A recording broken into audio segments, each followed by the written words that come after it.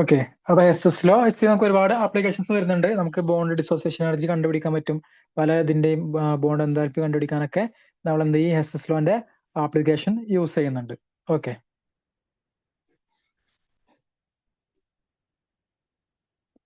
ഇനി അടുത്ത് നമ്മൾ നോക്കുന്നത് ഹീറ്റ് കപ്പാസിറ്റി. ഇതൊക്കെ ബേസിക് നിങ്ങൾക്ക് അറിയുന്ന കാര്യമാണ്. ഹീറ്റ് കപ്പാസിറ്റി പറഞ്ഞാൽ എന്താ? Heat capacity of a body is the amount of heat required to raise its temperature by 1 degree Celsius or 1 Kelvin. അതായത് ഒരു ബോഡിയുടെ ടെമ്പറേച്ചർ 1 ഡിഗ്രി സെൽഷ്യസ് ഉയർത്താൻ വേണ്ട എമൗണ്ട് ഓഫ് ഹീറ്റ്, അതിനെ വിളിക്കുന്ന പേരാണ് ഹീറ്റ് കപ്പാസിറ്റി. അപ്പോൾ C equal to Q by delta T. Okay, heat capacity C equal to Q by delta T ആണ്. ഇവിടെ ആ ക്യൂ എന്നുള്ളത് എന്താ? ഹീറ്റ് സപ്ലൈഡ് ആണ്. ഡെൽറ്റ ടി എന്നുള്ളത് അടുത്ത റൈസിങ് ടെമ്പറേച്ചർ. ഓക്കെ.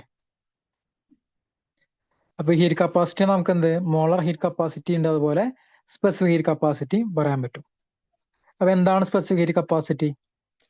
അതായത് നേരത്തെ പറഞ്ഞ എന്താ, എത്ര ക്വാണ്ടിറ്റി ഉണ്ടെങ്കിലും അതിന്റെ 1 ഡിഗ്രി സെൽഷ്യസ് അത് ഉയർത്താൻ വേണ്ട ടെമ്പറേച്ചർ അല്ലെങ്കിൽ അതിന്റെ അവിടുത്തെ ഹീറ്റ് എനർജിയാണ് എന്ത്, ഹീറ്റ് കപ്പാസിറ്റി പറഞ്ഞു. ഇനി സ്പെസിഫിക് ഹീറ്റ് കപ്പാസിറ്റി സി എന്ന് പറഞ്ഞാൽ എന്താ വരിക? It is the heat required to raise the temperature of 1 kilogram or 1 gram of substance by 1 kelvin. Okay, അതായത് നമ്മളിപ്പോ എന്താ പറയാ, സ്റ്റാൻഡേർഡ് ഫോം പറയുകയാണെങ്കിൽ 1 കിലോഗ്രാം വസ്തുവിന്റെ ടെമ്പറേച്ചർ 1 ഡിഗ്രി സെൽഷ്യസ് അല്ലെങ്കിൽ 1 കെൽവിൻ ഉയർത്താൻ വേണ്ട എമൗണ്ട് ഓഫ് ഹീറ്റ് ആണ് ഏത്? Specific heat capacity. അത് നമുക്ക് സി എന്ന് പറഞ്ഞാൽ എങ്ങനെയിട്ട് എഴുതാൻ പറ്റും? Q by M delta T. M എന്നുള്ളത് എന്താ? മാസ്, ദെൻ ഡെൽറ്റ ടി അടുത്ത ഹീറ്റ് ചേഞ്ച്. ഓക്കെ. ഇനി ഇതിന്റെയൊക്കെ യൂണിറ്റ് എന്താ നമുക്കറിയാം. അപ്പൊ സ്പെസിഫിക് ഹീറ്റ് കപ്പാസിറ്റി യൂണിറ്റ് പറഞ്ഞാൽ ക്യൂവിന്റെ യൂണിറ്റ് എന്താണ്? ജൂൾ അല്ലേ? ജൂള്. ദെൻ മാസിൻ്റെത് കിലോഗ്രാം ആണ്. അപ്പൊ കിലോഗ്രാം, അപ്പൊ joule per kilogram kelvin. Okay. അല്ലെങ്കിൽ നമുക്ക് എന്ത്, ഇപ്പം ജൂളിന് പകരം കാലറി യൂസ് ചെയ്യാം, എർഗൊക്കെ യൂസ് ചെയ്യാൻ പറ്റും. അപ്പൊ ഇതാണ് എന്ത്, സ്പെസിഫിക് ഹീറ്റിന്റെ ഇക്വേഷൻ. അല്ലെങ്കിൽ സ്പെസിഫിക് ഹീറ്റ് വെച്ച് കഴിഞ്ഞാൽ നമുക്ക് എന്ത്, ക്യൂവിന്റെ ഇക്വേഷൻ എഴുതാം. Q equal to M C delta T എന്ന് എഴുതാൻ പറ്റും. ഇനി അടുത്തതാണ് മോളാർ ഹീറ്റ് കപ്പാസിറ്റി. വളരെ സിമ്പിൾ ആയിട്ട് പറയാൻ പറ്റും. നേരത്തെ നമ്മൾ എന്ത്, സ്പെസിഫിക് ഹീറ്റ് ആണെങ്കിൽ 1 കിലോഗ്രാം സബ്സ്റ്റൻസിന്റെ ഹീറ്റ് അതിന്റെ ടെമ്പറേച്ചർ 1 കെൽവിൻ ഉയർത്താൻ വേണ്ടി, അതായത് 10 ഡിഗ്രി സെൽഷ്യസ് ആണ് ഉണ്ടായിരുന്നത്, അത് 11 മാറ്റാൻ വേണ്ടി വേണ്ട ഹീറ്റ് എനർജിയുടെ അളവായിരുന്നു എന്ത്, സ്പെസിഫിക് ഹീറ്റ് കപ്പാസിറ്റി പറഞ്ഞത്. ഇനി മോളാർ ഹീറ്റ് കപ്പാസിറ്റി എന്താ? അതായത് it is the heat required to raise the temperature of 1 mole of a substance by 1 kelvin. അത് ഹീറ്റ് കപ്പാസിറ്റി എല്ലാം തന്നെയാണ്. 1 കെൽവിൻ അല്ലെങ്കിൽ 1 ഡിഗ്രി സെൽഷ്യസ് ഉയർത്താൻ വേണ്ട ടെമ്പറേച്ചർ ഹീറ്റിന്റെ എമൗണ്ട് തന്നെയാണ്. മോളാർ അറിയുമ്പോൾ എന്താണ് വരിക? 1 മോൾ സബ്സ്റ്റൻസ് ആണ് വരിക. ഇനി സ്പെസിഫിക് ആണെങ്കിൽ 1 കിലോഗ്രാം സബ്സ്റ്റൻസ്. ഓക്കെ.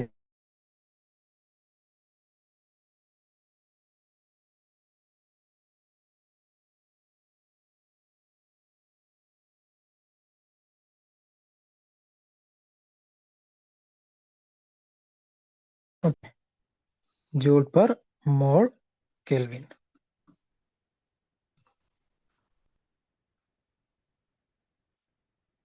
ഇനി കോൺസ്റ്റന്റ് വോളിയത്തിന്റെ കേസിലും അതുപോലെ കോൺസ്റ്റന്റ് പ്രഷറിന്റെ കേസിലും നമുക്ക് എന്ത് ഇക്വേഷൻസ് ചെയ്താൻ പറ്റും.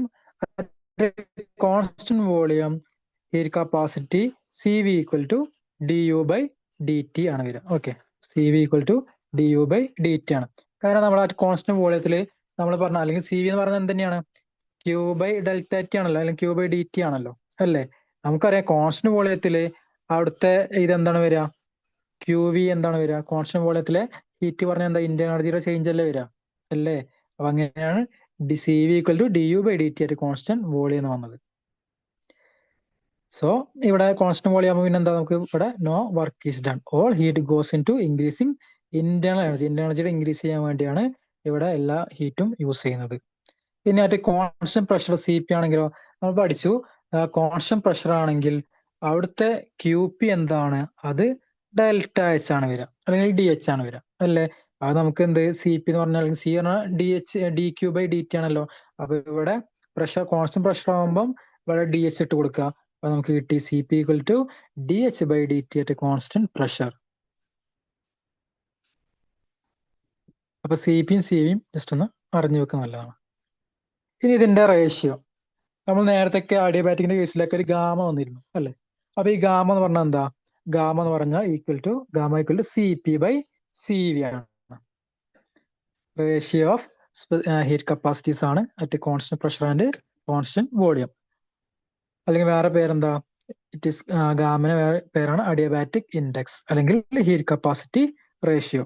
ഇനി ഗാമിന്റെ വാല്യൂ മോണോറ്റോമിക് ഗ്യാസ് ആണെങ്കിൽ ഗാമ 1.6 ആണ് അതിന്റെ വാല്യൂ വരുന്നത്. ഡയോറ്റോമിക് ഗ്യാസ് ആണെങ്കിൽ ഗാമ 1.4 ആണ് വരുന്നത്. പോളിയാറ്റോമിക് ആണെങ്കിൽ അപ്രോക്സിമേറ്റ്ലി 1.33 ഒക്കെയാണ് വരുന്നത്. ഇനി വളരെ ഇമ്പോർട്ടൻ്റ് ആയിട്ടുള്ള ഒരു റിലേഷൻ ആണ് മേയേഴ്സ് റിലേഷൻ. ഇതിന്റെ നിങ്ങൾക്ക് ഡെറിവേഷൻ ആവശ്യമില്ല, ജസ്റ്റ് ഫൈനൽ ഇക്വേഷൻ പഠിച്ചാൽ മതിയാവും. Mayer's relation gives the relationship between molar heat capacities of an ideal gas at a constant pressure and a constant volume. It is expressed as Cp minus Cv equal to R. Cp എന്നുള്ളത് എന്താണ്? Molar heat capacity at constant pressure ആണ്. Cv എന്നുള്ളത് ideal ഗ്യാസിന്റെ molar heat capacity at constant volume. അത് പറഞ്ഞാൽ എന്താണ്? Universal gas കോൺസ്റ്റന്റിന് equal ആണ്. So Cp minus Cv equal to R. ഇതാണ് മേയേഴ്സ് റിലേഷൻ. ഇത് PSCക്ക് ചോദിച്ചിട്ടുള്ളതാണ്. Cpയും Cvയും അല്ലെങ്കിൽ Cp minus Cv equal to R, അല്ലെങ്കിൽ നമുക്ക് പറയാം Cp equal to R plus Cv.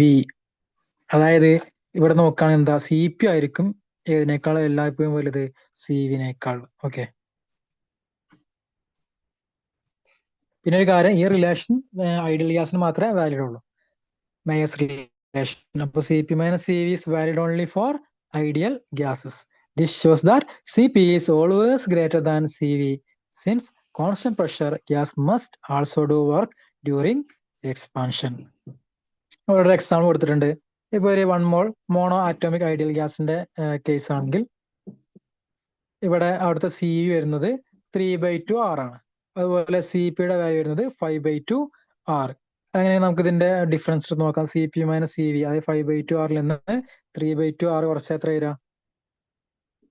6 അല്ലേ വരിക, അല്ലേ? സോ നമുക്ക് എന്താ മേയേഴ്സ് റിലേഷൻ ഇവിടെ വെരിഫൈ ചെയ്യാം.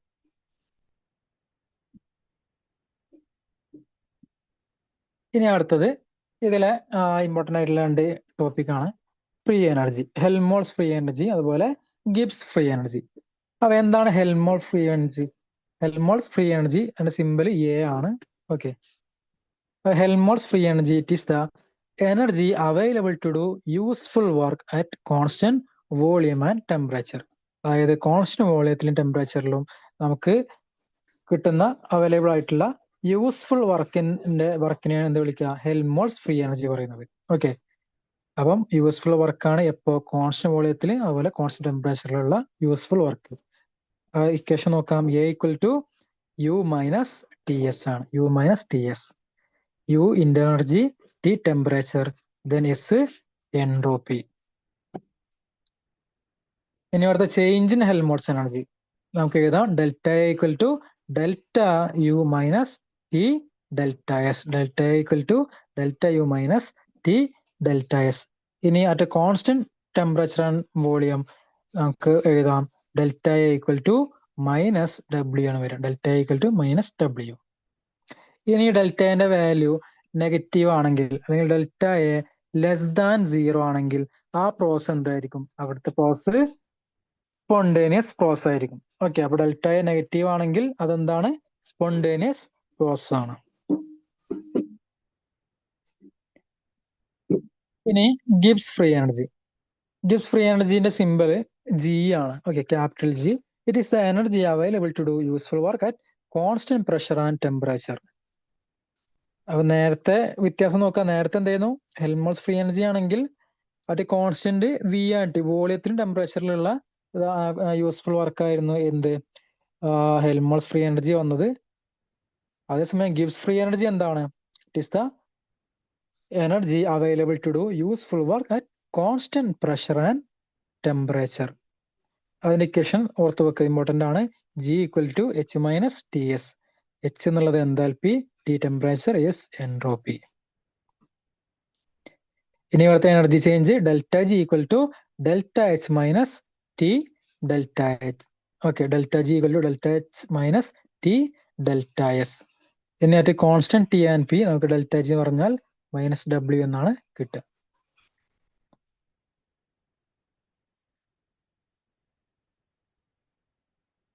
ഇനി relation between Helmholtz free energy and Gibbs free energy. അത് ജസ്റ്റ് ഇക്വേഷൻ പഠിച്ചാൽ മതി. G equal to A plus P V ആണ് ഏത് എയും ജിയും തമ്മിലുള്ള റിലേഷൻ വരുന്നത്. G equal to A plus P V. ഇത് അതെന്താ നിങ്ങൾ എന്താ വെച്ചാൽ ഇതിലൊക്കെ ആ ഫൈനൽ വരുന്ന ഇക്വേഷൻസ് ഓർത്ത് വെക്കുക. എക്സാമിന് ചോദിച്ചാൽ ഡയറക്റ്റ് ചോദ്യങ്ങൾ വരാറുള്ളതാണ്. ഓക്കെ, അപ്പൊ നമ്മൾ പഠിച്ച ഇക്വേഷൻസ് ഏതൊക്കെയാണ്? ഒന്ന് എന്റെ ഇക്വേഷൻ പഠിച്ചു. എ എന്താണ് പഠിച്ചത്? A equal to U minus T S. പിന്നെ ജിന്റെ ഇക്വേഷൻ എന്തായിരുന്നു? G equal to H minus T S. ബുദ്ധിമുട്ടില്ല തീർക്കാൻ. ഓക്കെ, എ പറഞ്ഞാൽ യു മൈനസ് ടി എസും ജി പറഞ്ഞാൽ ഗിബ്സ് ഫ്രീ എനർജി പറഞ്ഞാൽ എച്ച് മൈനസ് ടി എസ് ആണ് വരിക. പിന്നെ ഇത് രണ്ടും കൂടെ കോമൺ ആയിട്ട് വരുന്നതാണ് ഏത്? G equal to A plus P V. അത് വരാൻ കാരണം നമ്മൾ എന്ത് ചെയ്യുക, ഈ ജിന്റെ ഇക്വേഷനിൽ നമ്മൾ എച്ചിന്റെ സ്ഥാനത്ത് എന്ത് ചെയ്യുക, H equal to U plus P V എന്നുള്ള ഇക്വേഷൻ നമുക്ക് അറിയാലോ. അതിന്റെ വാല്യൂ കൊടുക്കുമ്പം നമുക്ക് എന്ത് ചെയ്യും കിട്ടും? G equal to A plus P V എന്ന് കിട്ടും. അതായത് ഇത് സബ്സ്റ്റിറ്റ്യൂട്ട് ചെയ്യുമ്പോൾ എന്ത് വരും? യു മൈനസ് ടി എസ് അതിൽ വരും. യു മൈനസ് ടി എസ് പറഞ്ഞാൽ എന്താ? എ ആണല്ലോ, ബാക്കി പി വി. ആ ഡെറിവേഷൻ ഒന്നും വേണ്ട, ജസ്റ്റ് ഇത് ഇക്വേഷൻ പഠിച്ചാൽ മതിയാവും. G equal to A plus P V. പിന്നെ ഈ ഡെൽറ്റ ജി അല്ലെങ്കിൽ ഈ ഗിബ്സ് ഫ്രീ എനർജിന്റെ വാല്യൂ വളരെ ഇമ്പോർട്ടന്റ് ആണ്. ഈ ഗിബ്സ് ഫ്രീ എനർജിന്റെ ചേഞ്ച് ഡെൽറ്റ ജി അതിന്റെ വാല്യൂ പോസിറ്റീവ് ആണോ നെഗറ്റീവ് ആണോ അല്ലെങ്കിൽ സീറോ ആണോ, ഇതിനനുസരിച്ച് നമുക്ക് എന്താ റിയാക്ഷന്റെ പ്രോപ്പർട്ടി നമുക്ക് പറയാൻ പറ്റും. ഒരു കെമിക്കൽ റിയാക്ഷൻ സ്പോണ്ടേനിയസ് ആണെങ്കിൽ അവിടുത്തെ ഡെൽറ്റ ജി എല്ലാ സമയത്തും നെഗറ്റീവ് ആയിരിക്കും. ഓക്കെ, അപ്പൊ ഡെൽറ്റ ജി നെഗറ്റീവ് ആണെങ്കിൽ ആ റിയാക്ഷൻ എന്താ? സ്പോണ്ടേനിയസ് ആണ്. ഇനി ഡെൽറ്റ ജി സീറോ വരികയാണെങ്കിലോ അത് ഇക്വിലിബ്രിയം ആയിരിക്കും. ആ റിയാക്ഷൻ ഈ സെറ്റ് ഇക്വിലിബ്രിയം ആണെങ്കിൽ അവിടുത്തെ ഡെൽറ്റ ജി സീറോ ആണ്. ഇനി if delta G is greater than zero അല്ലെങ്കിൽ ഡെൽറ്റ ജി പോസിറ്റീവ് ആണെങ്കിൽ അവിടുത്തെ റിയാക്ഷൻ എന്താണ്? അത് നോൺ സ്പോണ്ടേനിയസ് റിയാക്ഷൻ ആണ്. അപ്പൊ ഇത് എക്സാമിന് ചോദിക്കാറുള്ളതാണ്. അതായത് ഒരു റിയാക്ഷൻ വന്നിട്ട് അത് സ്പോണ്ടേനിയസ് ആണോ അല്ലേ എന്ന് എങ്ങനെ കണ്ടുപിടിക്കാൻ ചോദിച്ചാൽ നിങ്ങൾക്ക് എന്ത് ചെയ്താൽ മതി? അതിന്റെ ഡെൽറ്റ എച്ചിന്റെ വാല്യൂ കണ്ടുപിടിച്ചാൽ മതി. ഇപ്പൊ ഡെൽറ്റ ജിന്റെ വാല്യൂ കണ്ടുപിടിച്ചാൽ മതി. അപ്പൊ ഡെൽറ്റ ജിന്റെ വാല്യൂ നെഗറ്റീവ് ആണെങ്കിൽ അത് എന്താ? സ്പോണ്ടേനിയസ് ആണ്. നേരത്തെ ഡെൽറ്റ എ പറഞ്ഞപ്പോൾ എന്താ? ലെസ് ദാൻ ആണെങ്കിൽ അത് സ്പോണ്ടേനിയസ് തന്നെയാണ്. ഇനി ഡെൽറ്റ ജി സീറോ ആണെങ്കിൽ അത് ഇക്വിലിബ്രിയം ആയിരിക്കും. Then delta G greater than zero ആണെങ്കിൽ ആ റിയാക്ഷൻ നോൺ സ്പോണ്ടേനിയസ് ആണ്. അപ്പൊ ഇക്വേഷൻ ഓർത്ത് വെക്കുക. Delta G equal to delta H minus T delta S. അതായത് ഇക്വിലിബ്രിയത്തിന്റെ കേസിൽ നിങ്ങൾ സബ്സ്റ്റിറ്റ്യൂട്ട് ചെയ്ത് നോക്കൂ. ഇത് സീറോ ആണെങ്കിൽ ഇക്വിലിബ്രിയത്തിന്റെ കേസിൽ ഡെൽറ്റ എച്ച് പറഞ്ഞാൽ എന്താ വരിക? ടി ഡെൽറ്റ എസ് ആണ് വരിക. അല്ലെങ്കിൽ നിങ്ങൾക്ക് അതിൽ നിന്ന് ടി എന്ന് പറഞ്ഞാൽ എങ്ങനെ എഴുതാൻ പറ്റും? T equal to delta H by delta S എന്ന് എഴുതാൻ പറ്റും.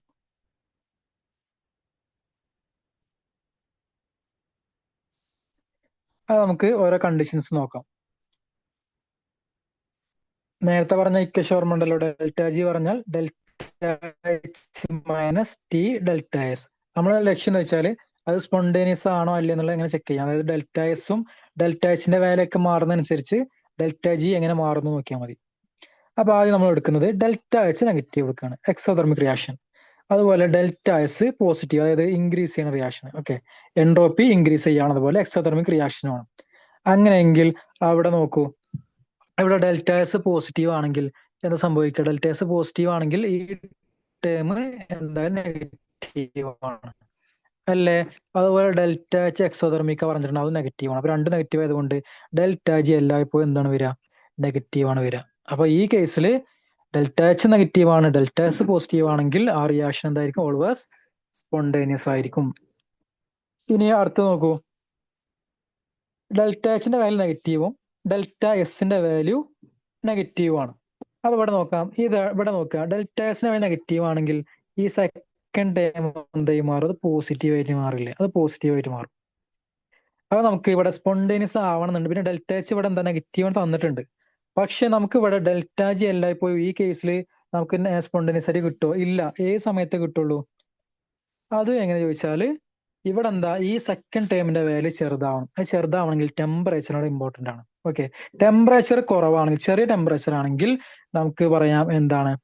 ഇവിടെ ഈ ഡെൽറ്റ ജിന്റെ വാല്യൂ നമുക്ക് നെഗറ്റീവായിട്ട് കിട്ടും. മനസ്സിലായല്ലോ? അപ്പോൾ ഈ ഒരു കേസിൽ അതായത് എക്സോതെർമിക്കും ആണ്, അതുപോലെ എൻട്രോപ്പി ഡിക്രീസ് ചെയ്യുന്ന കേസിൽ ലോ ടെമ്പറേച്ചറിന്റെ കേസിൽ മാത്രമേ അത് സ്പോണ്ടേനിയസ് ആയിട്ട് മാറുള്ളൂ. ഇനി അടുത്ത് നോക്കൂ, ഡെൽറ്റ എച്ച് പോസിറ്റീവും ഡെൽറ്റ എസ് പോസിറ്റീവ്, രണ്ടും പോസിറ്റീവ് ആണ്. അപ്പൊ ഈ കേസിലാണെങ്കിൽ നോക്കൂ, ഇവിടെ ഇത് പോസിറ്റീവ് ആണെങ്കിൽ ഈ സെക്കൻഡ് ടൈം എന്തായാലും നെഗറ്റീവ് ആയിട്ടാണ് വരിക.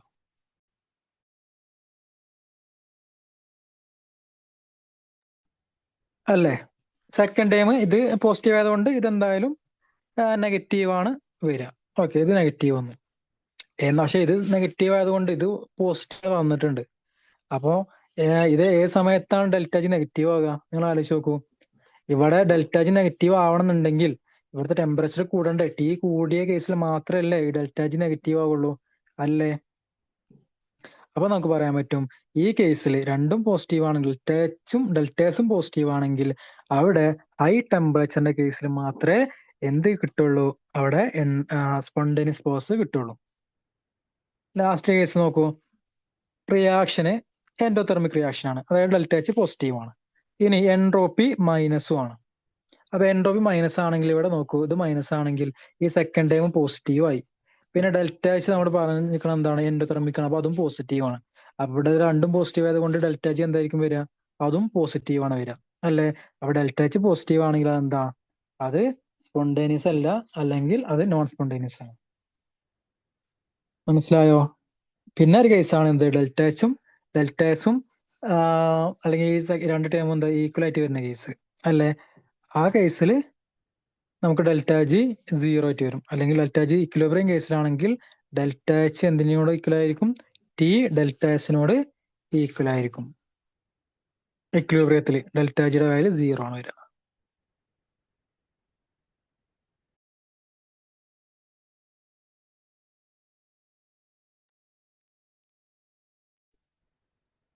ഇനി അടുത്ത് നമ്മൾ നോക്കുന്നത് എൻട്രോപ്പിനെ കുറിച്ച് കുറച്ച് അതിലെ ഇക്വേഷൻസ് ഒക്കെ നമുക്ക് ഡിസ്കസ് ചെയ്യാം. എൻട്രോപ്പി എന്ന് പറഞ്ഞാൽ എന്താ? Entropy is the degree of randomness or disorder in A system. ഒരു സിസ്റ്റത്തിലെ റാൻഡംനെസ് അല്ലെങ്കിൽ അവിടുത്തെ ഡിഗ്രി ഓഫ് ഡിസോർഡർ ആണ് എന്ത്? എൻട്രോപ്പി എന്ന് പറയുന്നത്. ഓക്കെ, സിമ്പിള്, എൻട്രോപ്പിയുടെ സിമ്പിൾ എന്താ? എസ് ആണ്. എസ് ആണ് എൻട്രോപ്പിയുടെ സിമ്പിൾ. ഒരു എക്സാമ്പിൾ നോക്കൂ. ഇപ്പോ സോളിഡിൽ നിന്ന് ലിക്വിഡ് മാറുന്ന കേസിൽ, അല്ലെങ്കിൽ ഒരു സോളിഡ് ഫോമിന്റെ കേസ് നോക്കുകയാണെങ്കിൽ അവിടെ എന്താ? അത് ഓർഡേർഡ് ആയിട്ട് നിൽക്കുന്ന അതിലെ മോളിക്യൂൾസ് ഒക്കെ, അല്ലേ? അപ്പൊ അവിടുത്തെ എൻട്രോപ്പി എന്താണ് വരിക? അത് വളരെ കുറവാണ് വരിക, അല്ലേ? ഇനി ലിക്വിഡിന്റെ കേസിലാണെങ്കിൽ അവിടെ കുറച്ചൊക്കെ എന്ത് ചെയ്യും? ഒരു ഡിസോർഡർ സംഭവിക്കുന്നുണ്ട്, ഇല്ലേ? അപ്പൊ അവിടെ എന്താ? ഒരു മീഡിയം ലെവൽ എൻട്രോപ്പിയാണ് ലിക്വിഡ്സിന്റെ കേസിൽ. ഇനി ഗ്യാസിന്റെ കേസ് നോക്കൂ. ഗ്യാസ് ആണെങ്കിൽ ഗ്യാസിന്റെ എൻട്രോപ്പി എന്താ? വളരെ കൂടുതലാണ്. കാരണം എന്താ? അവിടെ ഒരുപാട് മോളിക്യൂൾസ് എന്താ റാൻഡം മോഷനിലാണ് അവിടെ ഉണ്ടാവുക. സ്വാഭാവികമായിട്ടും അവിടുത്തെ എൻട്രോപ്പി കൂടും, അല്ലെങ്കിൽ ഡിഗ്രി ഓഫ് ഡിസോർഡർ അവിടെ ഇൻക്രീസ് ആണ്. സോ എൻട്രോപ്പി ഗ്യാസിന്റെ കേസിൽ കൂടുതലായിരിക്കും. അപ്പൊ നിങ്ങൾക്ക് എൻട്രോപ്പി ഏതിലാണ് കൂടുതൽ ചോദിച്ചാൽ ഏറ്റവും കൂടുതൽ ഏതിലാ? ഗ്യാസിലാണ് ഏറ്റവും കൂടുതൽ എൻട്രോപ്പി. അത് കഴിഞ്ഞിട്ടാണ് പിന്നെ ലിക്വിഡ് വരിക. പിന്നെ ഏറ്റവും കുറവാണ് സോളിഡിൽ. അപ്പൊ നിങ്ങൾ എന്താ വെച്ചാൽ ഈ എൻട്രോപ്പിയുടെ ഇത് അറിഞ്ഞു വെച്ചാല് എന്താ പറയാ, ഇപ്പൊ ഒരു ലിക്വിഡ്, ഒരു ഐസ് മെൽറ്റ് ചെയ്ത് വാട്ടറായി മാറുകയാണെങ്കിൽ അവിടെ എൻട്രോപ്പി ഇൻക്രീസ് ആണ് ചെയ്തതോ ഡിക്രീസ് ആണ് ചോദിച്ചാൽ എങ്ങനെ പറയാൻ പറ്റും? ഇപ്പൊ ഐസ് ഉരുകുകയാണെങ്കിൽ നിങ്ങൾ നോക്കൂ, ഐസ് മെൽറ്റ് ചെയ്തിട്ട് എന്തായി മാറുകയാണ്? വാട്ടറായിട്ട് മാറുകയാണ്. അപ്പൊ ഈ പ്രോസസ്സിൽ ഐസ് എന്താണ്? ഐസിന് എൻട്രോപ്പി കുറവാണ്. ഇനി വാട്ടറെ മാറുമ്പോൾ എന്തായി മാറും? എൻട്രോപ്പി കൂടാണ്. അപ്പൊ എൻട്രോപ്പി കൂടുക മീൻസ് അതെന്ത് പ്രോസസ് ആണ്? അതായത് ഇവിടെ ഡെൽറ്റ എസ് ചേഞ്ച് പോസിറ്റീവ് ആണ്. ഓക്കെ, ഗ്രേറ്റർ ദാൻ 0 ആണ്, അല്ലെങ്കിൽ ഇൻക്രീസിങ് ആണ്. ഇനി നേരെ തിരിച്ച് നോക്കൂ, വേറൊരു പ്രോസസ് നോക്കാം. ഇപ്പോ വാട്ടറിനെ ഞാൻ വേപ്പറാക്കി മാറ്റാണ്. ഓക്കെ, വാട്ടർ വേപ്പറാക്കി മാറ്റുന്ന സമയത്ത് അവിടെ വാട്ടറിന് എന്താ എൻട്രോപ്പി? ഇത് രണ്ട് കമ്പയർ ചെയ്യുമ്പോൾ എൻട്രോപ്പി വാട്ടറിന് കുറവാണ്. വേപ്പറെ സംബന്ധിച്ച് അല്ലെങ്കിൽ ഗ്യാസസ് ഫോമിൽ ആയതുകൊണ്ട് തന്നെ എൻട്രോപ്പി കൂടുതലാണ്. അപ്പൊ ഇവിടെ എന്താ? ഡെൽറ്റ എസ് പോസിറ്റീവ് ആണ് വരിക, ഇൻക്രീസിങ് ആണ്. കാരണം എന്താ? കുറഞ്ഞതിൽ നിന്ന് കൂടിയാക്കാണ് ചെയ്തത്. ഇതിനെ റിവേഴ്സ് പറയുകയാണെങ്കിലോ, അതായത് ഇപ്പൊ വാട്ടറിനെ ഞാൻ ഐസാക്കി മാറ്റാണ്. വാട്ടറിനെ ഞാൻ തണുപ്പിച്ച് അല്ലെങ്കിൽ ഐസാക്കി മാറ്റുന്ന സമയത്ത് അവിടെ എന്താ സംഭവിക്കുക? അവിടെ എൻട്രോപ്പി നെഗറ്റീവ് ആണ് ചെയ്യുന്നത്. ഡെൽറ്റ എസ് ലെസ് ദാൻ 0 ആണ് ചെയ്യുക.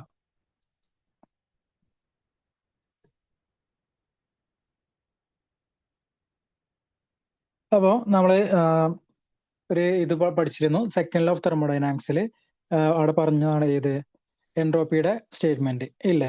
അതായത് ഒരു യൂണിവേഴ്സിനെ സംബന്ധിച്ച് അതിന്റെ എൻട്രോപ്പി ചേഞ്ച് എന്തായിരിക്കും, എൻട്രോപ്പി അത് ഇൻക്രീസിങ് ആണ് അല്ലെങ്കിൽ ഓൾവേസ് ഇൻക്രീസിങ് ആണ് പഠിച്ചത് അല്ലേ. ഇപ്പോൾ ഡെൽറ്റ എസ് യൂണിവേഴ്സ് പറഞ്ഞാൽ delta S system plus delta S surrounding ആണ്. പിന്നെ ഇവിടുത്തെ സ്പോണ്ടേനിറ്റിന്റെ ക്രൈറ്റീരിയ പറയുന്നത് നോക്കുകയാണെങ്കിൽ എൻതാൽപ്പി ചേഞ്ച് അല്ലെങ്കിൽ delta S universe greater than 0 ആണെങ്കിൽ അല്ലെങ്കിൽ പോസിറ്റീവ് ആണെങ്കിൽ, എൻതാൽപ്പി ചേഞ്ച് പോസിറ്റീവ് ആണെങ്കിൽ ആ പ്രോസസ് എന്തായിരിക്കും, സ്പോണ്ടേനിയസ് പ്രോസസ് ആയിരിക്കും. ഓക്കെ. ഇനി ഡെൽറ്റ എസിന്റെ വാല്യൂ 0 ആണെങ്കിൽ ആ പ്രോസസ് എന്താ, അത് റിവേഴ്സിബിൾ പ്രോസസ് ആണ്. ഇനി if delta S is less than 0 process is known spontaneous. അല്ലെങ്കിൽ ഡെൽറ്റ എസിന്റെ വാല്യൂ നെഗറ്റീവ് പറയുകയാണെങ്കിൽ ആ പ്രോസസ് എന്താ, നോൺ സ്പോണ്ടേനിയസ് പ്രോസസ് ആണ്.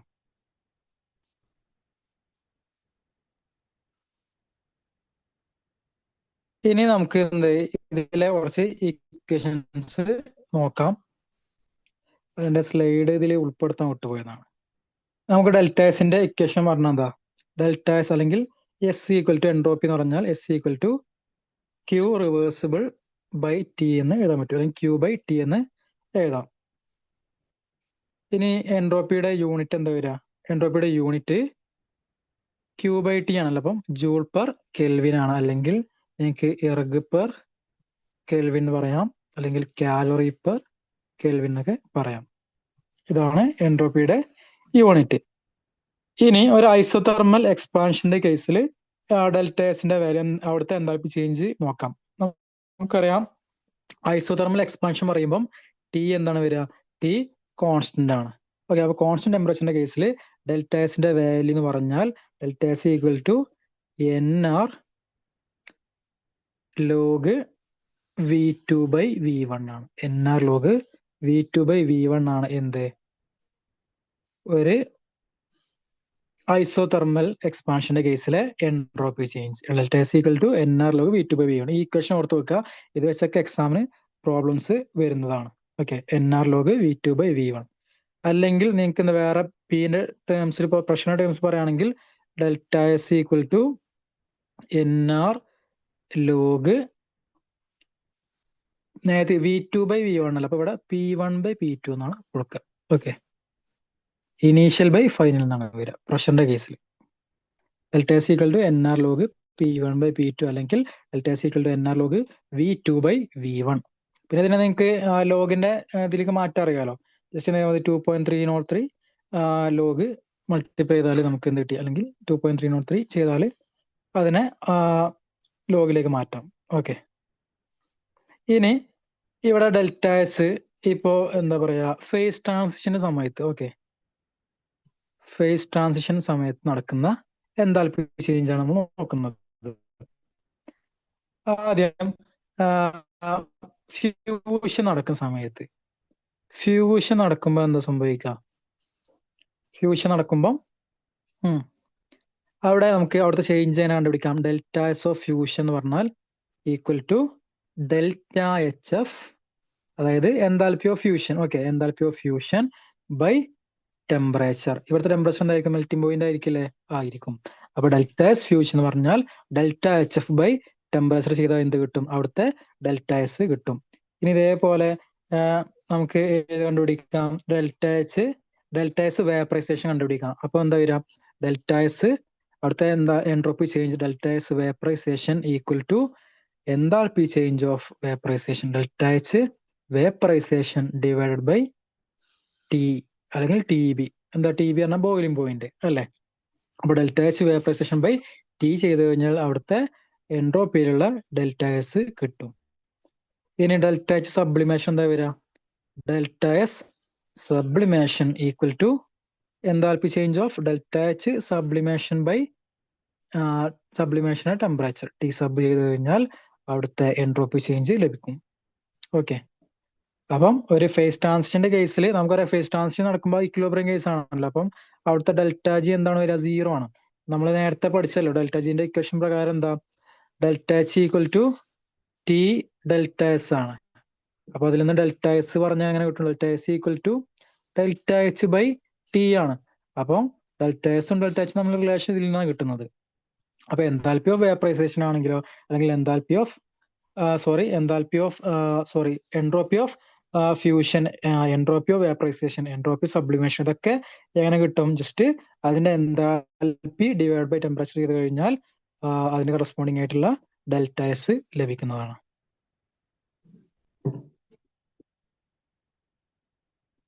ഇതൊക്കെ അല്ലേ? ഇനി അടുത്തത് നമ്മള് ഡെൽറ്റ എസിന് വേറൊരു ഇക്വേഷൻ പഠിക്കുന്നുണ്ട്. ഏതൊക്കെ ടേംസിൽ ചോദിച്ചാൽ അത് ടെമ്പറേച്ചറിന്റെയും വോളിയത്തിന്റെയും ടേംസിൽ ഡെൽറ്റ എസിനെ എങ്ങനെ എക്സ്പ്രസ് ചെയ്യാൻ നോക്കാം. ജസ്റ്റ് ഇക്വേഷൻ പഠിച്ചാൽ മതി. ആ ഇക്വേഷൻ ഇതാണ്. ഡെൽറ്റ എസ് ഈക്വൽ ടു, ഞാൻ ഇതിന്റെ സ്ലൈഡ് ഉൾപ്പെടുത്താൻ വിട്ടുപോയത്. ഓക്കെ, അപ്പൊ ഡെൽറ്റ എസ് ഈക്വൽ ടു, ഇതൊക്കെ വൺ വേർഡ് എക്സാമിൽ ചോദിക്കാൻ ചാൻസ് ഉള്ളതാണ്. അപ്പൊ n C V log T2 by T1. Okay, log T2 by T1 plus NR log V2 by V1. ഇതാണെന്ത്? ഒരു എൻട്രോപ്പി ചേഞ്ച് ടേംസില് ടെമ്പറേച്ചറിന്റെയും വോളിയത്തിന്റെയും ടേംസ് പറയുകയാണെങ്കിൽ ഡെൽറ്റ എസിന്റെ ഇക്വേഷൻ ഇതാണ്. ഓക്കെ, സി വി എന്നുള്ളത് എന്താ? കോൺസ്റ്റന്റ് വോളിയത്തിലെ ഹീറ്റ് കപ്പാസിറ്റി ആണല്ലോ. N C V log T2 by T1 plus NR log V2 by V1. ഇനി വേറെ ഇക്വേഷൻ ഉള്ളത്, ഇനി നമുക്ക് ടിന്റെയും പിന്റെ ടേംസ് പറയുകയാണെങ്കിൽ എങ്ങനെ എഴുതാം? Delta S in terms of temperature and, അല്ലെങ്കിൽ function of temperature and pressure എങ്ങനെ എഴുതാന്ന് ചോദിച്ചാൽ, എൻ ഇവിടെ വി വന്നപ്പോൾ, വോളിയത്തിന്റെ ടേംസ് വന്നപ്പോൾ സി വി വന്നപ്പോൾ, പ്രഷർ വരുമ്പം n C P log T2 by T1. Okay, plus NR log P1 by P2. മാറിപ്പോകരുത്. ഇവിടെ വോളിയം V2 by V1 ആകുമ്പോൾ പ്രഷർ ടേംസ് പറയുമ്പോൾ എന്താ? P1 by P2 ആണ് എഴുതുക. ഇനി ഇവിടെ നമുക്ക് എന്താ, ഈ രണ്ട് ഇക്വേഷൻ വെച്ചിട്ട് നമുക്ക് ഇനി ഏത് പ്രോബ്ലം ചോദിച്ചാലും, അല്ലെങ്കിൽ ഏത് കേസ്, ഇപ്പൊ എന്താ പറയാ, ഐസോതെർമലിന്റെ കേസിൽ എൻട്രോപ്പി ചേഞ്ച് എന്താണ്, അല്ലെങ്കിൽ ഐസോബാറിന്റെ കേസിൽ, അല്ലെങ്കിൽ ഐസോകോറിക്കിന്റെ കേസിലേക്ക് എന്താ വരിക ചോദിച്ചാൽ, ഈ ഒരു ഇക്വേഷൻ അറിഞ്ഞാൽ വളരെ സിമ്പിൾ ആയിട്ട് അത് കണ്ടുപിടിക്കാം. അപ്പൊ നോക്കാം. ഐസോതെർമലിന്റെ കേസിൽ എൻട്രോപ്പി ചേഞ്ച് എന്താ വരിക? ഐസോതെർമൽ ആണെങ്കിൽ ഈ T2 T1 സെയിം അല്ലേ വരിക? അല്ലേ? അപ്പൊ ഇവിടൊക്കെ എന്താണ്? ഐസോതെർമൽ ആണെങ്കിൽ T2 T1 സെയിം ആണ് വരിക. അപ്പൊ ഈ ലോഗിന്റെ ഈ ടേം എന്തായി മാറും? ലോഗ് 1 പറഞ്ഞാൽ 0 ആണ്. അപ്പൊ ഈ ഫസ്റ്റ് ടേം മൊത്തം 0 ആയി പോകും. അപ്പൊ നമുക്ക് ഐസോതെർമലിന്റെ കേസിൽ എൻട്രോപ്പിയുടെ ഇക്വേഷൻ എന്താ വരിക? ഡെൽറ്റ എസ് ഓഫ് ഐസോതെർമൽ എന്ന് പറഞ്ഞാൽ ഏതൊക്കെ കിട്ടും? ഒന്നെങ്കിൽ നമുക്ക് NR log V2 by V1. ഇത് വെച്ച് എന്താ വെച്ചാൽ ഇതൊക്കെ പ്രോബ്ലം വരാനുള്ള ചാൻസ് ഉള്ളതാണ്. അല്ലെങ്കിൽ നമുക്ക് പ്രഷർ ടേംസിലാണെങ്കിൽ NR log P1 by P2. ചിലപ്പോൾ ഡയറക്റ്റ് ഇക്വേഷനൊക്കെ ചോദിക്കാം. ഇതാണ് ഐസോതെർമലിന്റെ കേസിൽ. ഇനി ഐസോബാറിക്കിന്റെ കേസിൽ എന്താ വരിക? ഐസോബാറിക്കിന്റെ കേസിൽ ഡെൽറ്റ എസ് നമ്മളപ്പോ എന്ത് ചെയ്യുക? സെക്കൻഡ് ഇക്വേഷൻ, ആ സി പി വരുന്ന ഇക്വേഷൻ നോക്കുക അല്ലെ? അപ്പൊ അതിലെ NR log P1 by P2 എന്തായി മാറും? ആ ടൈം മൊത്തം 0 ആയി പോകും. അപ്പോൾ ഡെൽറ്റ എസ് ഐസോബാറിക്കിന്റെ കേസിൽ എന്താ വരിക? N C P log T2 by T1. ഇതാണ് ഐസോബാറിക്കിന്റെ കേസിലെ എൻട്രോപ്പി ചേഞ്ച്. ഇനി ഐസോകോറിക്കിന്റെ കേസിലോ? ഐസോകോറിക് എന്ന് പറഞ്ഞാൽ അവിടെ വോളിയം ഈ കോൺസ്റ്റന്റ് ആണ് അല്ലെ? വോളിയം കോൺസ്റ്റന്റ് ആയതുകൊണ്ട് V2 by V1 1 ആയിട്ട് മാറും. അതായത് ആ സെക്കൻഡ് ടൈം ലോഗ് 1 ആയിട്ട് മാറും, 0 ആയി പോകും അല്ലെ? അപ്പോൾ ഡെൽറ്റ എസ് ആ കേസിൽ, ഐസോകോറിക്കിന്റെ കേസിൽ നമുക്ക് എങ്ങനെ എഴുതാൻ പറ്റും? N C V log T2 by T1. Okay, log T2 by T1. അപ്പൊ ഇതാണ് ഓരോ കേസിലെ ഇക്വേഷൻസ്. ഓക്കെ, അപ്പൊ ഐസോബാറിക്കിന്റെ നമ്മൾ പറഞ്ഞു. ഐസോ തെർമൽ രണ്ട് ഇക്വേഷൻ വരുന്നുണ്ട്. ഏതൊക്കെ? NR log V2 by V1 NR log P1 by P2. Isobaric ആണെങ്കിൽ നമുക്ക് വരുന്ന എൻട്രോപ്പിയുടെ ഇക്വേഷൻ എന്താ? N C P log T2 by T1. അതുപോലെ ഐസോകോറിക് ആണെങ്കിൽ ഡെൽറ്റ സി എസിന്റെ വാല്യൂ വരുന്നത് NCV log T2 by T1. ഇതൊക്കെ അല്ലേ?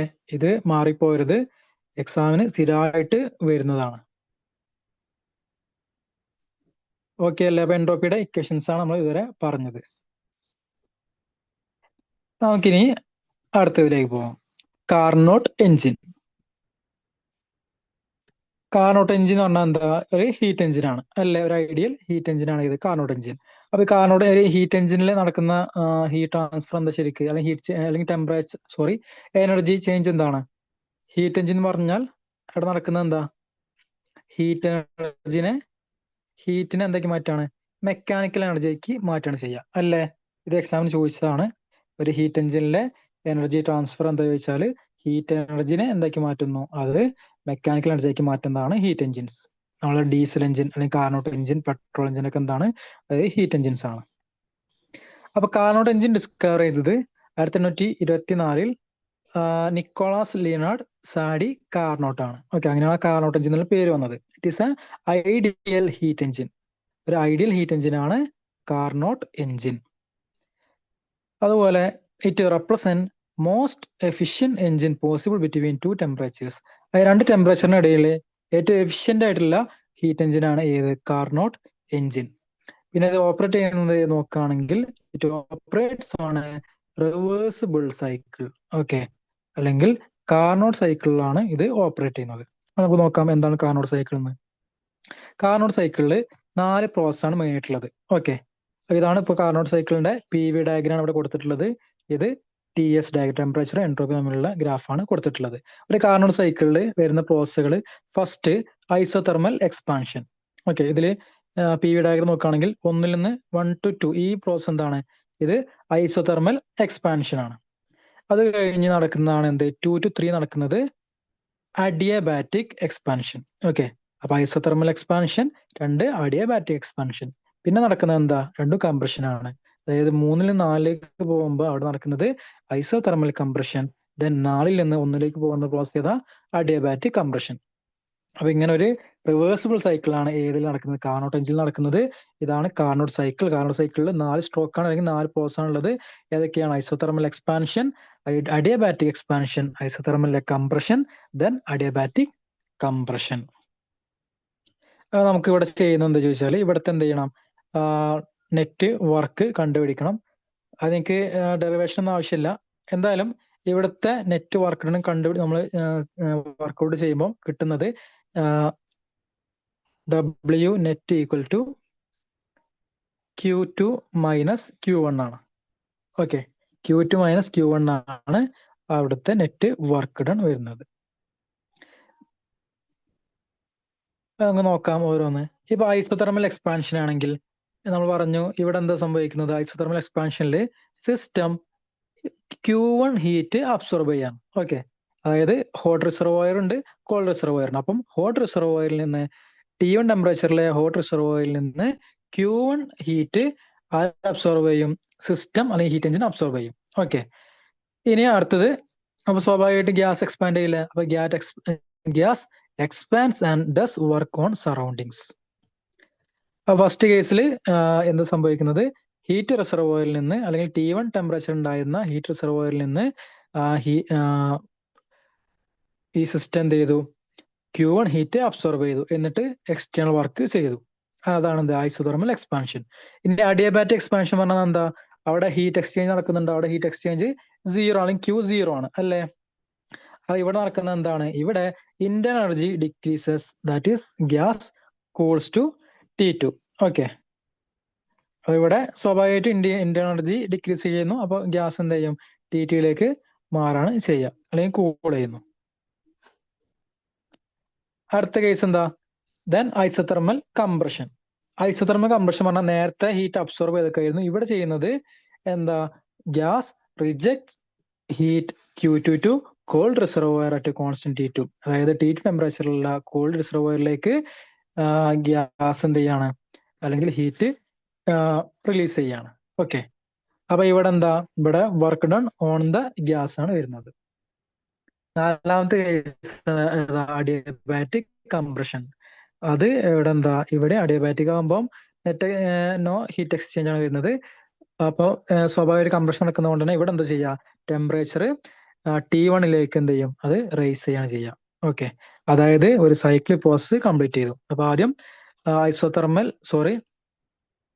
ഫസ്റ്റ് കേസ് എന്താണ്? ഐസോതെർമൽ എക്സ്പാൻഷൻ, പിന്നെ അഡിയബാറ്റിക് എക്സ്പാൻഷൻ, പിന്നെ എന്താണ് ഐസോതെർമൽ കംപ്രഷൻ, പിന്നെ അഡിയബാറ്റിക് കംപ്രഷൻ. അപ്പൊ എന്താ ചെയ്യുക, ഇനീഷ്യൽ സ്റ്റേറ്റിലേക്ക് തന്നെ ആര് വരും, സിസ്റ്റം വരും. അങ്ങനെ 4 പ്രോസസ് ആണ് ഇതിൽ നടക്കുന്നത്, കാർനോട്ട് എഞ്ചിനിൽ നടക്കുന്നത്. ഇനി ഗ്രാഫ് നിങ്ങൾക്ക് അറിയാലോ, അതായത് ഇവിടെ എന്താ പി വി ഗ്രാഫ്, നമ്മളിപ്പോ ഐസോതെർമലിന്റെ ഗ്രാഫ് എടുക്കുമ്പോൾ ഇങ്ങനെയാണ് വരക്കുക അല്ലെ, പി വി. അഡിയബാറ്റിക് ആണെങ്കിൽ എന്തെങ്കിലും ഒന്നുകൂടി സ്റ്റീപ്പ് ആയിട്ടാണ് ഗ്രാഫ് ഉണ്ടാവുക. അതുകൊണ്ടാണ് നമ്മുടെ ഗ്രാഫ് എന്ത് ഇങ്ങനെ വന്നത്. ഓക്കെ, ഇങ്ങനെ സ്റ്റീപ്പ് ആയിട്ടാണ് അഡിയബാറ്റിക്കിൽ വരിക. ഐസോതെർമൽ എക്സ്പാൻഷൻ ആണെങ്കിൽ അവിടെ എന്താണ് കുറച്ച് സ്ലോപ്പ് ഉണ്ടാവും. അപ്പം നമുക്ക് ഓരോ കേസിലെയും വർക്ക് ഡണ്ണിനെ നോക്കുകയാണെങ്കിൽ ഐസോതെർമൽ എക്സ്പാൻഷന്റെ വർക്ക് ഡൺ വരുന്നത് nRT1 log V2/V1.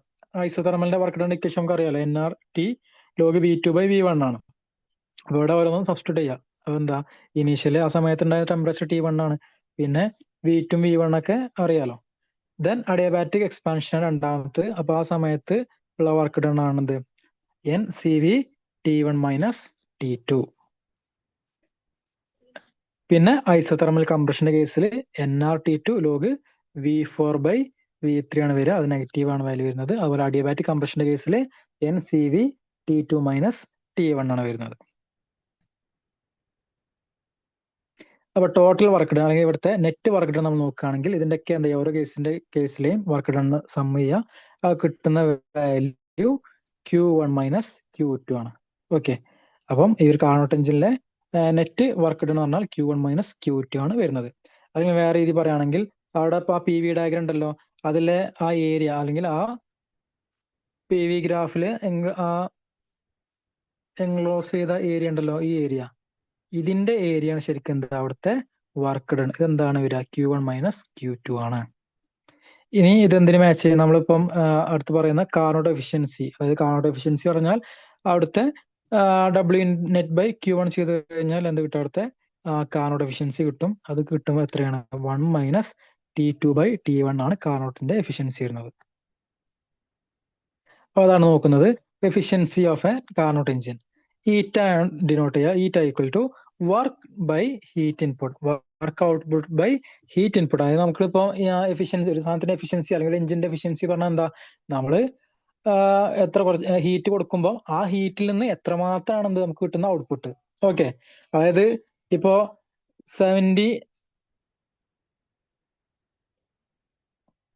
75% ആണ് എന്റെ ഈറ്റ എങ്കിൽ, ഓക്കെ, ഇപ്പൊ ഞാൻ പറയുകയാണ് ഈറ്റ 75% ആണ് പറയാമെങ്കിൽ അതിന്റെ അർത്ഥം എന്താ, അതായത് ഞാന് 100 ജൂൾ ഹീറ്റ് കൊടുത്ത സമയത്ത് എനിക്ക് എന്ത് കിട്ടി, അതിൽ ആ 100 ജൂൾ ഹീറ്റിൽ 75 ജൂളും വർക്ക് ഔട്ട്പുട്ട് കിട്ടിയിട്ടുണ്ട്. ഓക്കെ, ഇനി 50% ആണെങ്കിലോ, അതിനർത്ഥം എന്താ, എഫിഷ്യൻസി കുറഞ്ഞു. അതായത് ഞാൻ 100 ജൂൾ ഹീറ്റ് കൊടുത്തപ്പം, ഇൻപുട്ട് കൊടുത്തപ്പം ആകെ 50 ജൂള് മാത്രമേ എനിക്ക് ഔട്ട്പുട്ട് വർക്കായിട്ട് കിട്ടിയിട്ടുള്ളൂ. അപ്പം അതാണ് എഫിഷ്യൻസി. അപ്പൊ എഫിഷ്യൻസി പറഞ്ഞാൽ work output by heat input ആണ് എഫിഷ്യൻസി. എഫിഷ്യൻസിന്റെ ഇക്വേഷൻ നോക്കൂ.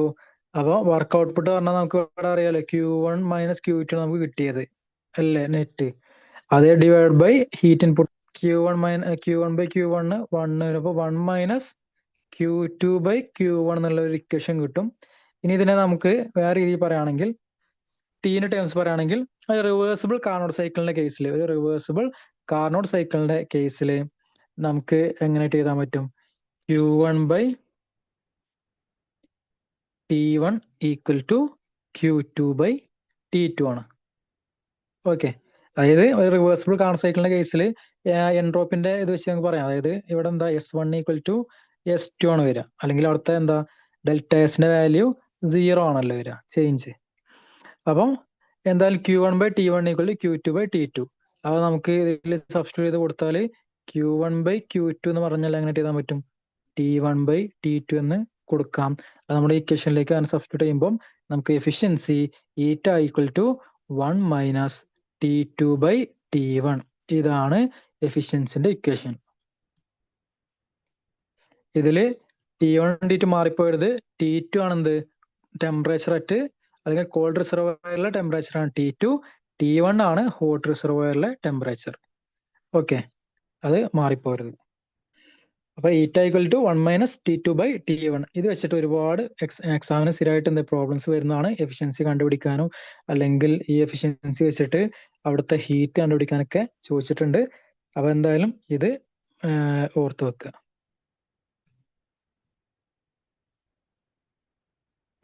പിന്നെ ഒരു കാര്യം, ഇവിടെ എഫിഷ്യൻസി ആ സബ്സ്റ്റൻസിനെ ഡിപ്പെൻഡ് ചെയ്യുന്നുണ്ടോ?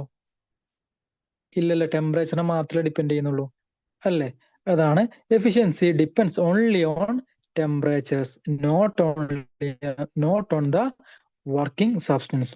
അവിടുത്തെ വർക്കിംഗ് സബ്സ്റ്റൻസിന് എഫിഷ്യൻസി ഡിപ്പെൻഡ് ചെയ്യുന്നില്ല. എഫിഷ്യൻസി ഡിപ്പെൻഡ് ചെയ്യുന്ന ആര് മാത്രമേ ഉള്ളൂ? അവിടുത്തെ കോൾഡ് റിസർവോയറിൽ അതുപോലെ ഹോട്ട് റിസർവോയറിൽ ടെമ്പറേച്ചറിനെ മാത്രം ഡിപ്പെൻഡ് ചെയ്യുന്നുള്ളൂ, അല്ലാതെ അവിടുത്തെ വർക്കിംഗ് സബ്സ്റ്റൻസിനെ ഡിപ്പെൻഡ് ചെയ്യുന്നില്ല. ഇനി നമുക്ക് എഫിഷ്യൻസി കൂട്ടണമെന്നുണ്ടെങ്കിൽ എന്തൊക്കെ വഴിയുള്ളൂ? നമ്മുടെ ഇക്വേഷൻ എന്താ? 1 - T2/T1 ആണ്.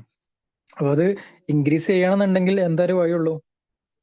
ഒന്നെങ്കിൽ T2 കുറക്കുക, ഓക്കെ, കോൾഡ് റിസർവോയർ ടെമ്പറേച്ചർ കുറക്കുക, അല്ലെങ്കിൽ T1ന്റെ ടെമ്പറേച്ചർ എന്ത് ചെയ്യണം?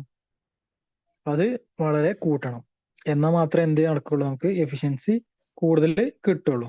പിന്നെ ഒരു കാര്യം, നമുക്ക് 100% എഫിഷ്യൻസി കിട്ടുമോ? പറയൂ. അതായത് 100% കിട്ടണം എന്നുണ്ടെങ്കിൽ, അതായത് 100% ആവണം എന്നുണ്ടെങ്കിൽ അവിടെ എഫിഷ്യൻസി എത്രയും മാറണം? 1 ആയി മാറണം. നമ്മുടെ ഇക്വേഷൻ എന്താ? 1 - T2/T1 ആണ്. 100% ആവണം പറഞ്ഞാൽ എന്താ? T1ഉം T2 ഈക്വൽ ആയി മാറണം. അതായത് കോൾഡ് റിസർവോയർ ടെമ്പറേച്ചറും ഒരു ഹോട്ടിന്റെ ടെമ്പറേച്ചറും സെയിം ആയി മാറണം. സോറി, അല്ല, സെയിം അല്ല. ഇവിടെ എന്തായി മാറാം? T1 T2 ഇതിൽ T2 എന്തായി മാറണം? 0 ആയി മാറണം. അതായത് കോൾഡിന്റെ ടെമ്പറേച്ചർ 0 ആയി മാറാം. 0 ആയി മാറുന്ന കേസ് മാത്രമേ എന്ത് ചെയ്യുള്ളൂ? എഫിഷ്യൻസി നമുക്ക് 100% കിട്ടുള്ളൂ. അതിനർത്ഥം എന്താ? എഫിഷ്യൻസി ഇത് അത് ഇമ്പോസിബിൾ അല്ലേ? നമുക്ക് 0 ചെയ്യാൻ ബുദ്ധിമുട്ടാണ്, ആണല്ലോ. അപ്പോ 100% എഫിഷ്യൻസി ഉള്ള ഒരു ഹീറ്റ് എഞ്ചിനും ഇല്ല. നമ്മൾ അതാണ് സെക്കൻഡ് ലോ ഓഫ് തെർമോഡൈനാമിക്സിൽ പഠിച്ചിരുന്നു, പ്ലാങ്ക്സിന്റെ സ്റ്റേറ്റ്മെന്റ് ഇല്ലേ? കെൽവിൻ പ്ലാങ്ക് സ്റ്റേറ്റ്മെന്റിൽ നമ്മൾ പഠിച്ചിരുന്നത് 100% എഫിഷ്യന്റ് ആയിട്ടുള്ള ഒരു ഹീറ്റ് എഞ്ചിനും നമുക്ക് നിർമ്മിക്കാൻ കഴിയില്ല എന്നാണ് അത് പറഞ്ഞത്. ശരിയാണ്, നമുക്ക് നിർമ്മിക്കാൻ കഴിയില്ല. അതിന് എഫിഷ്യന്റ് ആയിട്ടുള്ള ഒരു ഹീറ്റ് എഞ്ചിൻ ഏതേ ഉള്ളൂ? അത് ഐഡിയൽ ആയിട്ടുള്ള നമ്മുടെ കാർനോട്ട് എഞ്ചിനാണ്.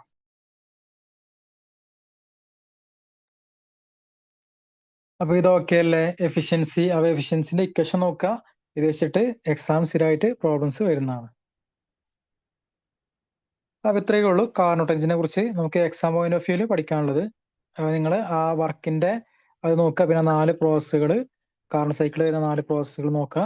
പിന്നെ ഓരോ കേസിലും വരുന്ന വർക്കിന്റെ ഫൈനൽ ഇക്വേഷൻ മാത്രം ഓർത്ത് വെച്ചാൽ മതി. അല്ലെങ്കിൽ നെറ്റ് വർക്ക് എന്ന് പറഞ്ഞാൽ എന്താണ്? Q2 - Q1 ആണ്. സോറി, Q1 - Q2 ആണ് വരുന്നത്. പിന്നെ എഫിഷ്യൻസി രണ്ടെണ്ണം വരുന്നുണ്ട്. ഒന്ന് ഈറ്റ ഈക്വൽ ടു 1 - T2/T1 അതുപോലെ വേറെ ഇക്വേഷൻ ഉള്ളത് എന്താ? ഈറ്റ ഈക്വൽ ടു 1 - Q2/Q1. ഈ 2 ഇക്വേഷനും ഓർത്ത് വെക്കുക, ഇമ്പോർട്ടന്റ് ആണ്. പിന്നെ ഇനി കാർനോട്ട് തിയറം. ജസ്റ്റ് ഇതിന്റെ ഒരു കൺക്ലൂഷൻ പോലെയാണ് വരുന്നത്. ഫസ്റ്റ് തിയറം പറയുന്നത് എന്താ? No engine operating between 2 given temperatures can be more efficient than a Carnot engine.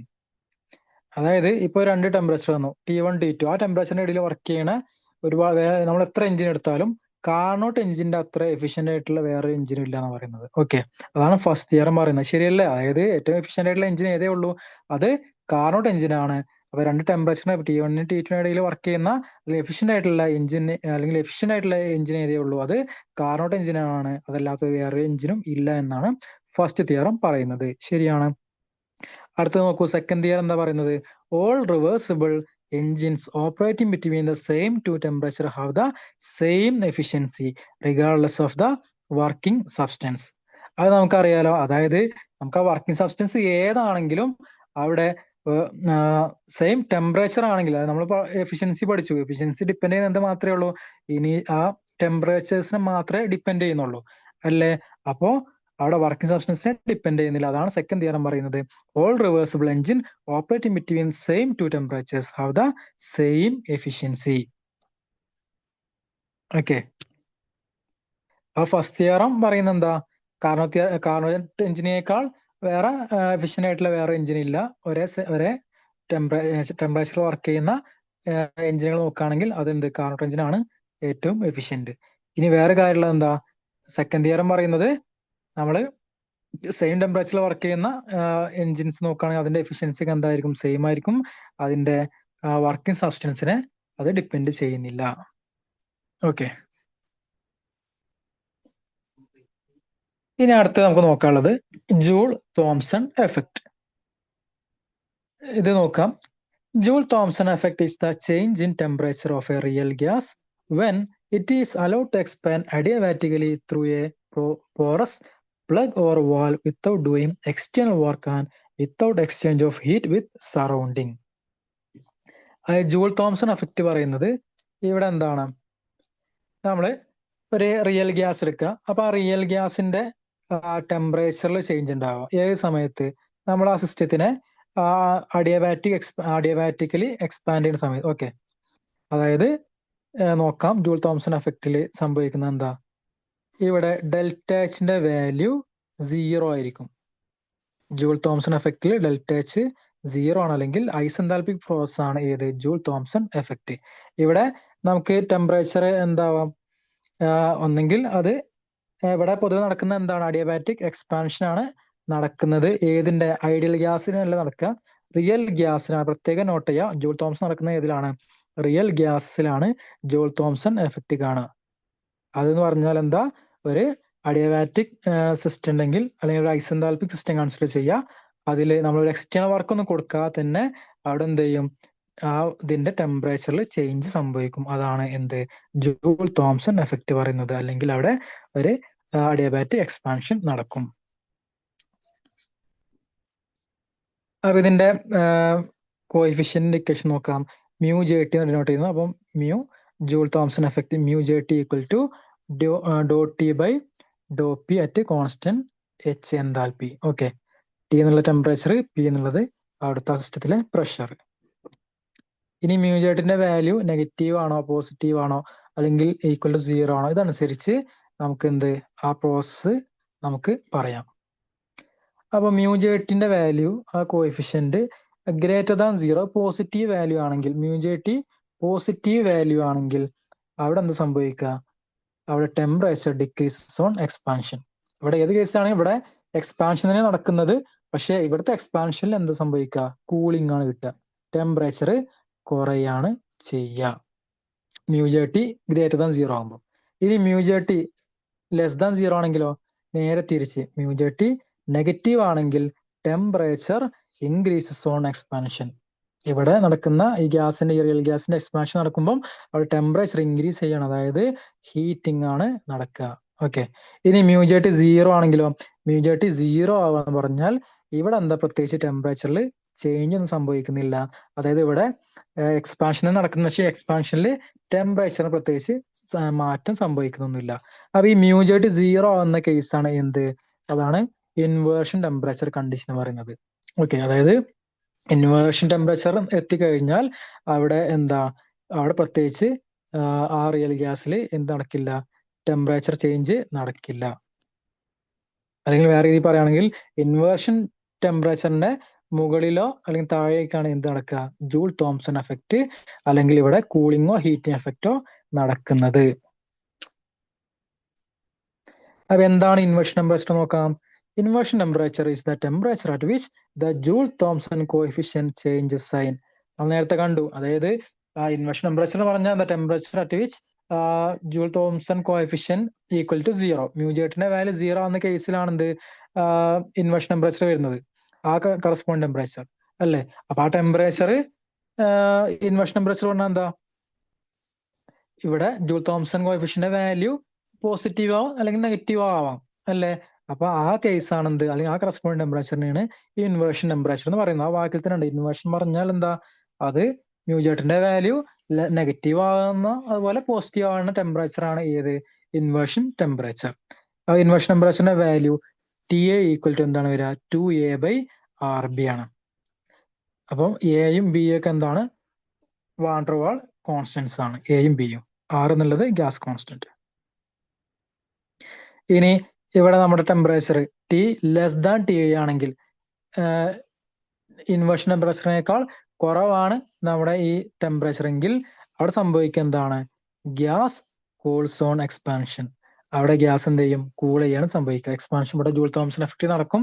ആ നടക്കുന്ന സമയത്ത് ഗ്യാസ് കൂൾ ചെയ്യാണ് ചെയ്യുക, ടി ലെസ് ദാൻ ടി ആകുമ്പോൾ. ഇനി ടെമ്പറേച്ചർ ഇൻവേർഷൻ ടെമ്പറേച്ചറിനേക്കാൾ കൂടുതലാണെങ്കിൽ, ടി ഗ്രേറ്റർ ദാൻ ടി ആണെങ്കിൽ ഗ്യാസ് വാം ചെയ്യാണ് ചെയ്യുന്നത്. അതായത് എക്സ്പാൻഡ് ചെയ്യുമ്പം ഗ്യാസ് കൂടുതൽ ഹോട്ട് ആവാണ് ചെയ്യുക. പിന്നെ ഐഡിയൽ ഗ്യാസിനെ സംബന്ധിച്ച് നമ്മൾ പറഞ്ഞു, ഇതൊക്കെ എന്താ ഈ ജൂൾ തോംസൺ എഫക്ട് നടക്കുന്ന ഇതിൽ മാത്രമേ ഉള്ളൂ, റിയൽ ഗ്യാസിലാണ്. അപ്പൊ ഐഡിയൽ ഗ്യാസിന്റെ കേസിൽ അവിടെ ഇന്റർമോളിക്കുലർ ഫോഴ്സസ് ഒന്നും ഇല്ല. സ്വാഭാവികമായിട്ടും അവിടെ എന്ത് കിട്ടില്ല? അവിടെ ജൂൾ തോംസൺ എഫക്ട് നടക്കില്ല. അല്ലെങ്കിൽ കറസ്പോണ്ടിങ്ങിന് പറയാം, അവിടുത്തെ മ്യൂജേറ്റി എന്താണ്? 0 ആണ് വരിക. അല്ലെങ്കിൽ അവിടെ പ്രത്യേകിച്ചൊരു ഇൻവേർഷൻ ടെമ്പറേച്ചർ ഇല്ല ഐഡിയൽ ഗ്യാസിൽ. അവിടെ കുറച്ച് ഗ്യാസിന്റെ ഇൻവേർഷൻ ടെമ്പറേച്ചർ കൊടുത്തിട്ടുണ്ട്. ഇപ്പൊ ഹൈഡ്രജൻ ഗ്യാസിന്റെ നോക്കൂ, ഇൻവേർഷൻ ടെമ്പറേച്ചർ വരുന്നത് 193 കെൽവിനാണ്. നമ്മുടെ റൂം ടെമ്പറേച്ചർ 300 കെൽവിനാണ്. ഓക്കെ, അപ്പൊ റൂം ടെമ്പറേച്ചറിൽ നമ്മൾ ഹൈഡ്രജൻ ഗ്യാസിനെ നോക്കുകയാണെങ്കിൽ അതിനെ സംബന്ധിച്ച് എന്താണ് വരിക? റൂം ടെമ്പറേച്ചറിൽ നമ്മൾ ജൂൾ തോംസൺ എഫക്ട് നോക്കുകയാണെങ്കിൽ ഇവിടെ ഹൈഡ്രജൻ ഗ്യാസ് എക്സ്പാൻഡ് ചെയ്യും. എക്സ്പാൻഡ് ചെയ്യുമ്പോൾ എന്ത് സംഭവിക്കുക? അവിടെ വാമാണ് ചെയ്യുക, അല്ലെങ്കിൽ ഹീറ്റ് ചെയ്യാണ് ചെയ്യുക, അല്ലേ? കാരണം എന്താ? ഇവിടെ T less than T I ആണ്, sorry, T greater than T I ആണ്. ഓക്കെ, നമ്മുടെ ടെമ്പറേച്ചർ 300 കെൽവിനല്ലേ, റൂം ടെമ്പറേച്ചർ അല്ലേ? അപ്പൊ ആ ടെമ്പറേച്ചർ ഹൈഡ്രജന്റെ ഇൻവേർഷൻ ടെമ്പറേച്ചറിനേക്കാൾ കൂടുതലാണ്. അപ്പൊ അങ്ങനെ കൂടുതലാണെങ്കിൽ അവിടെ എക്സ്പാൻഡ് ചെയ്യുമ്പോൾ അത് വാം ചെയ്യാണ് ചെയ്യുക, അല്ലെങ്കിൽ ഹീറ്റ് ചെയ്യാണ് ചെയ്യുക. ഇനി അടുത്തത് ഹീലിയത്തിന്റെ കേസ് നോക്കൂ. ഹീലിയത്തിന്റെ ഇൻവേർഷൻ ടെമ്പറേച്ചർ വളരെ കുറവാണ്, 40 കെൽവിനേ ഉള്ളൂ. അപ്പൊ ആ സമയത്ത് എന്താണ്? ഇവിടെ T greater than T I ആയതുകൊണ്ട് തന്നെ ഹീറ്റ്സ് ഓൺ എക്സ്പാൻഷൻ. ഓക്കെ, ഇനി നൈട്രജന്റെയും ഓക്സിജന്റെ കേസ് നോക്കൂ. നൈട്രജന്റെ ഇൻവേർഷൻ ടെമ്പറേച്ചർ 621 കെൽവിനാണ്.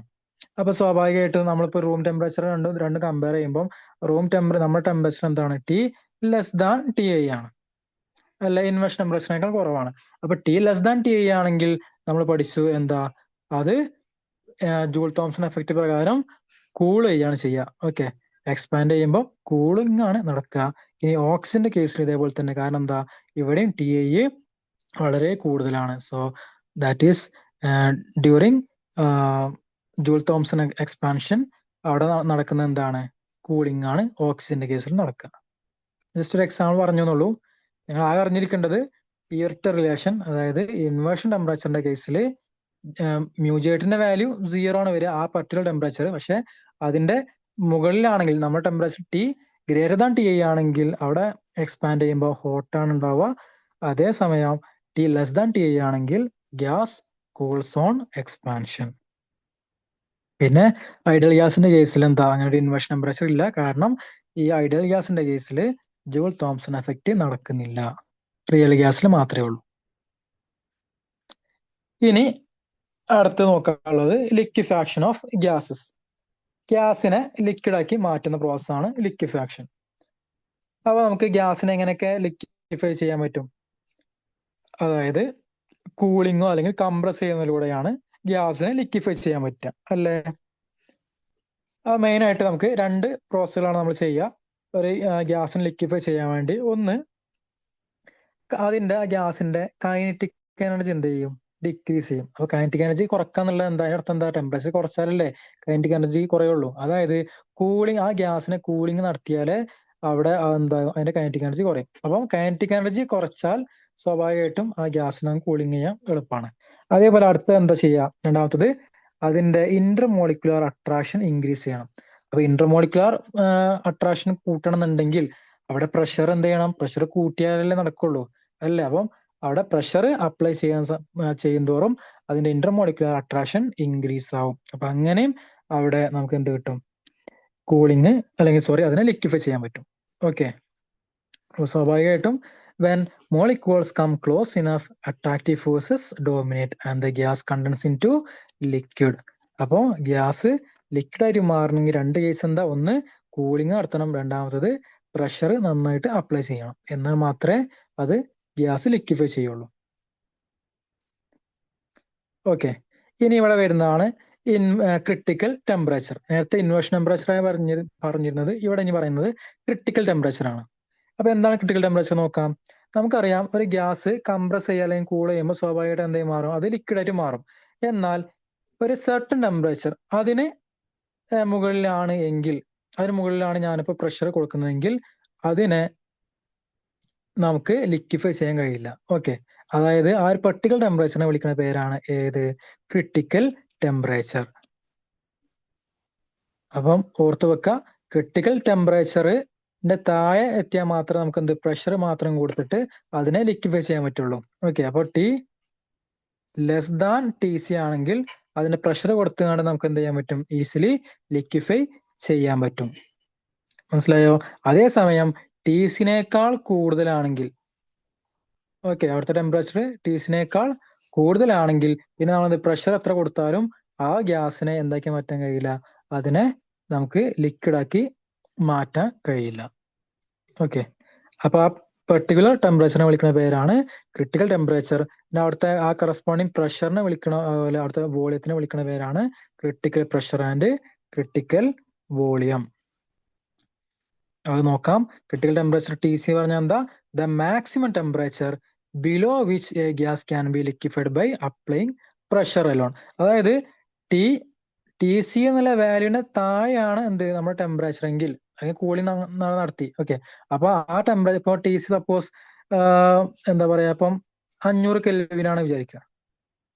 അപ്പൊ ഞാൻ എന്ത് ഇപ്പൊ 300 കെൽവിനിലേക്ക് ആ ഗ്യാസിനെ എത്തിച്ചിട്ടുണ്ട്. അപ്പൊ ടി സിനേക്കാൾ കുറവല്ലേ? അപ്പൊ എനിക്ക് പ്രഷർ കൊടുത്താൽ വളരെ സിമ്പിൾ ആയിട്ട് അതിനെ ലിക്വിഫൈ ചെയ്യാൻ പറ്റും. അതേസമയം ഇപ്പൊ എന്റെ ടി സി സപ്പോസ് 100 കെൽവിനാണ് വിചാരിക്കുക. 100 കെൽവിനാണ് എന്റെ ക്രിട്ടിക്കൽ ടെമ്പറേച്ചർ. അങ്ങനെയെങ്കിൽ ഞാൻ ഇപ്പൊ ഇവിടെ നോക്കിയപ്പോ എന്റെ റൂം ടെമ്പറേച്ചർ എന്ത്, ഇപ്പൊ എനിക്ക് ഒരു 300 കെൽവിനാണ് ഇപ്പൊ എന്റെ അടുത്തുള്ളത്.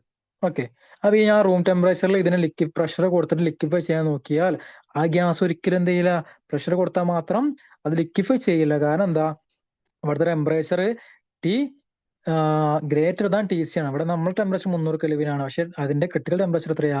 100 കെൽവിനാണ്. അപ്പൊ 100 കെൽവിനേക്കാൾ താഴ്ത്തിയാൽ മാത്രമേ നമുക്ക് എന്ത് പ്രഷർ അപ്ലൈ ചെയ്തിട്ട് അതിനെ അത് ലിക്വിഫൈ ചെയ്യാൻ പറ്റുള്ളൂ. ഓക്കെ അല്ലേ?